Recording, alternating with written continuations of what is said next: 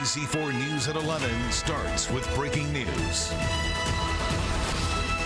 That breaking news is a deadly crash that has shut down the 215 northbound in Riverside. You're looking at new video that has just come into our newsroom. The CHP says this was a two-car crash at about 7:30 tonight near the Eucalyptus Avenue exit. You can see firefighters there rushing to pull at least one person out. We know at least one person has died. 6 others are hurt, including 2 infants. One woman shares how she and other bystanders who were there tried to help.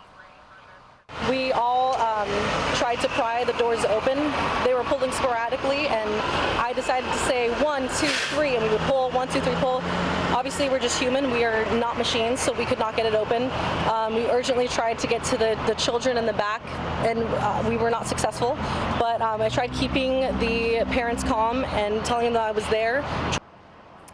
And that woman you just heard from rescued the family's dog from the vehicle. The northbound lanes aren't expected to reopen until at least midnight. Our other top story is the rising cost of travel. Long lines at airports, gas prices continuing to climb, and concerns over economic pain as more U.S. troops continue to move into the Middle East. All of this with spring break now in full swing and the summer travel rush just after that. We want to thank you for joining us. I'm Jonathan Gonzalez. And I'm Kathy Vara. The average price of gas in L.A. County is now at almost $6. Even more at some gas stations. Oil is up over $100 a barrel again. And that impact extends to jet fuel as well. Airlines rethinking ticket prices and the number of flights. Luckily, things haven't impacted LAX as much as other airports. Our Camilla Rambaldi joining us live from Studio City with more tips now to navigate your travel plans. Camilla. Hi, Jonathan and Kathy. The cash price for a gallon of regular here at this Chevron off of Cahuenga is at $6.19 tonight, well above the average for LA County. I spoke with some people today who tell me they are not driving unless they have to, while others told me that they're pushing back on vacation. AAA says that if you are traveling, to make sure that you plan ahead.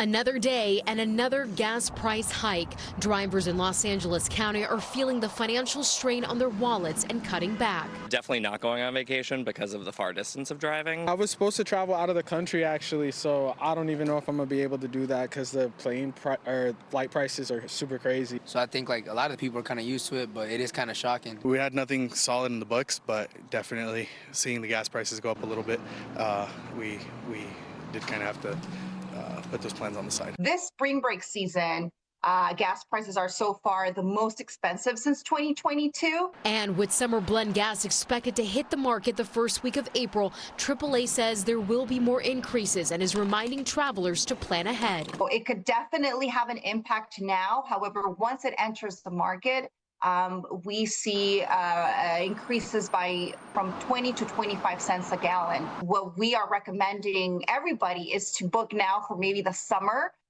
Planning ahead and being flexible with their dates and their times can also help people save money on those flights. If you plan on hitting the road for spring break, AAA says to make sure your car maintenance is up to date and to research where the cheapest gas is closest to you. It's going to help them maximize fuel efficiency. And at the airport, as the travel chaos lingers due to a partial government shutdown, AAA says to make sure you arrive early and to consider travel insurance. Luckily, it's a short line. And I guess getting here early is better than getting here late. While others are looking at avoiding travel altogether and finding other ways to enjoy their time off. I mean, there's a lot to do locally, thankfully. I mean, the area we're in, seeing what's available locally. I mean, the city of LA has a lot of nice parks in the area, a lot of museums and stuff like that. For more travel tips and to find out more ways on how you can save on gas, make sure to look for the gas savings tab on our website, NBCLA.com. Live in Studio City, Camilla Rambaldi, NBC4 News. Camilla, thank you. And also new here at 11, President Trump commenting on the DHS funding freeze and the war in the Middle East. Speaking aboard Air Force One, he avoided any mention of a ground invasion in Iran. I think we've had regime change. I mean, you can't do much better than that. The regime that was really bad, really evil was the first one. That was done. The second was appointed, and they're gone. They're all dead, other than one who may have a little life in him. It has been 1 month since the U.S. and Israel killed Iran's supreme leader. Now an additional 3,500 U.S. troops are in the Middle East. Iran is accusing the White House of a secret assault while seeking an end to the war. Secretary of State Marco Rubio said Friday that Iran hasn't responded to a 15-point peace plan. Now, when it comes to the negotiations over DHS, the president said funding for ICE is fundamental for the country. I think the Senate is playing it too soft. The Republicans are wonderful people, but we're dealing with very sick individuals. The Democrats are sick. There's something wrong. They're like terrorists. Tonight, border czar Tom Homan says ICE agents may stay at some airports even after TSA officers get paid until operations, he says, are fully back to normal. More than 500 TSA officers have since quit since the partial government shutdown began last month, causing long lines and chaos across airports across the country. Homan also said in a separate interview today that TSA officers will hopefully get paid by either Monday or Tuesday. Tonight, we have an update on yesterday's No Kings protest in downtown L.A. The LAPD says 75 people were arrested during a clash with law enforcement. This was after thousands had already dispersed from the main rally. It started at 2 p.m. Go, leave the area! Leave the area! Go! The dispersal order was issued near the Federal Detention Center just before 6 p.m. after the crowd began to get rowdy. Officers deployed tear gas and less than lethal rounds and made arrests quickly.